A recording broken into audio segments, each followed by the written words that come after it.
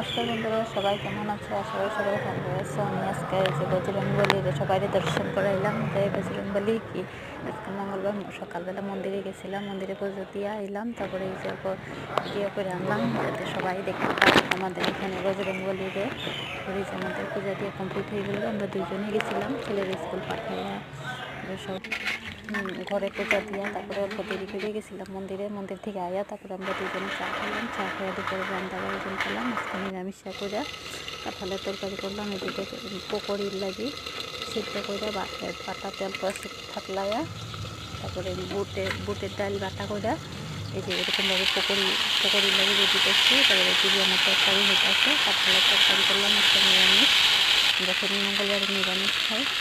নিরামিষের লাগে আমি রেখে রাখছিলাম কাঁঠালটা, তারপরে আজকে বানাইলাম। এখানে আমি আলু ভাজতে রাখছিলাম, এখন আলু কাঁঠালে দিয়ে দিলাম। আলু কাঁঠালগুলি ভালো করে ভাজতে মশলা দিয়ে দিলাম। এখানে আমরা মঙ্গলবারে টমেটো খাই না, তাই টমেটো দিই না। এখানে এই যে পকোড়ি লাগে এটা আমি রেডি করে রাখলাম। তরকারিটা আমার এরকম হয়েছে দেখতে। তোমরা কে কে কাঁঠালের তরকারি খাওয়া ভালো পাও কমেন্ট করে জানাবে। এই যে এখানে আমি পকোড়ি করতে আসি, খাইতে দেরি করে আইব। ছেলে স্কুল থেকে 3টা মতো বাজবো, আবার 12টা করলাম আইলে তারপরে খাইবো দুজনে। তারপরে এই যে এদিকে আমি পকোড়ি করতেছি, অল্প করেই করছি, সবগুলি করি নেই। ওরা আসলে পরে করে দিব। এরকম হচ্ছে কাঁঠালে পকোড়ি। প্রথম আমি খাই দেখলাম, ওরা তো ওখানে খাইবো না, দেরি করে আসবো দুইজনে, ছেলে বাপ বেটা।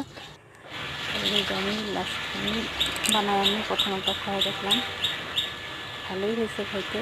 কে কাঁঠালের পকোড়ি খেতে ভালো পাও কমেন্ট করে জানাইবা।